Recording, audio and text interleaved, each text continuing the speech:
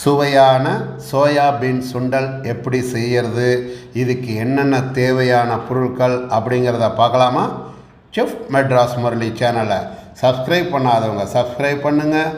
பக்கத்தில் உள்ள bell button plus all notification அழுத்தினீங்க அப்படின்னா நான் போடக்கூடிய வீடியோஸ் அனைத்தும் உங்களுக்கு உடனுக்குடனாக வந்து சேரும். நன்றி. கடுகு அரை டேபிள் ஸ்பூன், பெருங்காயத்தூள் சிறிதளவு,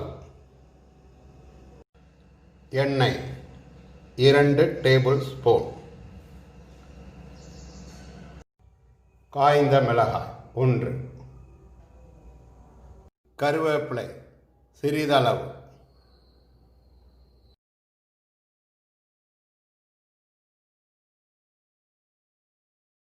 உளுத்தம்பருப்பு அரை டேபிள் ஸ்பூன், சால்ட் தேவையான அளவு, சோயா பீன்ஸ் 100 கிராம்,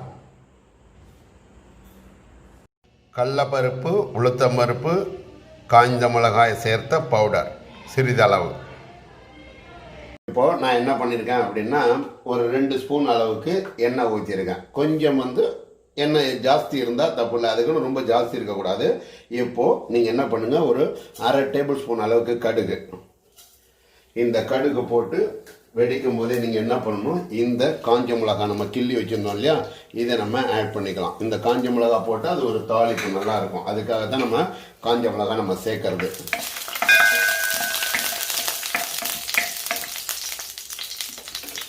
ஸோ இப்போ அதை சேர்த்து நமக்கு நல்லா கடுகு வெடிக்க ஆரம்பிக்கும் போது நீங்கள் என்ன பண்ணணும் அப்படின்னா,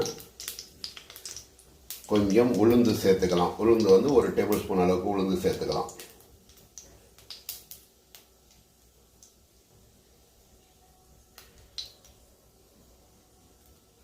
இப்போது கடுகு வெடிக்க ஆரம்பிச்சிருச்சு. இந்த உளுத்தம்பருப்பு நாம் சேர்த்துருக்கோம்.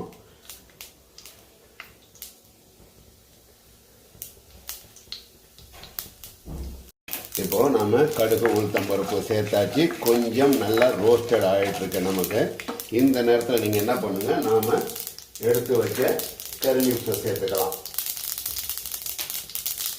இந்த கருவேப்பிலையை சேர்த்துக்கிட்டு நீங்கள் என்ன பண்ணணும், வேக வச்சு வடிகட்டினா இந்த சோயா பீன்ஸ் இருக்கு இல்லையா, இதை ஃபஸ்ட்டு ஆட் பண்ணிவிடுங்க. காரணம் என்னென்னா அப்படின்னா, இதில் உள்ள தண்ணி ப்ளஸ் இந்த சோயா பீன்ஸில் உள்ள அந்த ஈரத்தன்மையெல்லாம் இந்த தாளிப்போடு சேர்த்து அப்சர்வ் ஆகும். அப்போ தான் நமக்கு நல்லா இருக்கும். இப்படி பண்ணிங்க அப்படின்னா கொஞ்சம் ஆயிலும் இந்த சோயா பீன்ஸும் நல்லா சேரணும். சேர்ந்தால் தான் நல்லாயிருக்கும். இப்போ இது கொஞ்சம் வதங்கட்டும் காட்டுறேன்.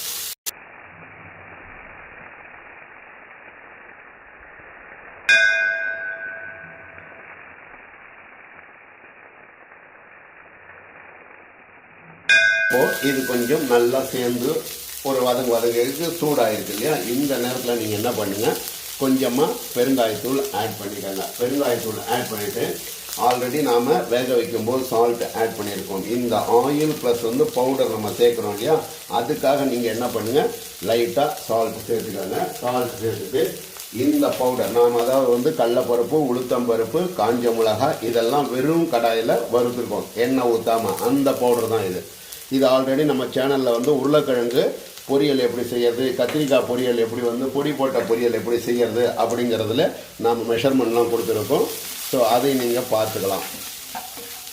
ஸோ இப்போ பாருங்கள், இது நல்லா சேர்ந்து கொஞ்சம் ரோஸ்டட் ஆகுது. இப்போ இதுதான் நமக்கு காரத்துக்குன்னு சேர்த்துருக்கோம். இதில் ஒரு சில பேருக்கு உங்களுக்கு வேணும் அப்படின்னா நீங்கள் கொஞ்சமாக மிளகாத்தூள் சேர்த்துக்கலாம். மிளகாத்தூள் சேர்த்திங்க அப்படின்னா என்ன ஆகுன்னா, இந்த சோயாபீன்ஸோடைய கலர் கொஞ்சம் ரெட்டிஷ் வர்ற மாதிரி வரும். ஸோ அந்த ரெட்டிஷ் வரும்போது உங்களுக்கு என்னென்னா, பார்க்க ரொம்பவும் காரமாக இருக்குமோ அப்படிங்கிற எண்ணம் ஒரு குழந்தைங்கள்லாம் சாப்பிடும்போது காரமாக இருக்கும் அப்படின்னு சொல்லி பயப்படும். அதனால் நீங்கள் இதில் உள்ள காரத்தையும் நீங்கள் சேர்த்துக்கிட்டிங்கன்னா கரெக்டாக இருக்கும். இப்போ இது நல்லா வதங்கட்டும் காட்டுறேன். இப்போ பாருங்கள், இது நல்லா இந்த ஆயில் நம்ம கொஞ்சம் ஜாஸ்தியாக ஊற்றுனதுனுடைய ரீசன் என்ன அப்படின்னா, இந்த பவுடரும் இந்த சோயா பீன்ஸும் சேர்ந்து நல்லா ரோஸ்டட் ஆகும்போது வாசனையும் நல்லா இருக்கும். இப்போ நீங்கள் தேங்காய் போட்டிங்க அப்படின்னா ஆயில் கம்மியாக இருக்கும்போது தேங்காய் போட்டிங்கன்னா தேங்காவும் சோயாபீன்ஸும் ஒரு மாதிரி வந்து ட்ரையாக இருக்கிற மாதிரி இருக்கும். அப்போ சாப்பிடும்போது என்னென்னா தேங்காய் தனியாகவும் சோயாபீன்ஸ் தனியாகவும் இருக்கிற மாதிரி இருக்கும். அதனால் கொஞ்சம் ஆயில் இருந்ததுன்னா நல்லா இருக்கும். இப்போது நாம் கிரேட் பண்ணி வச்ச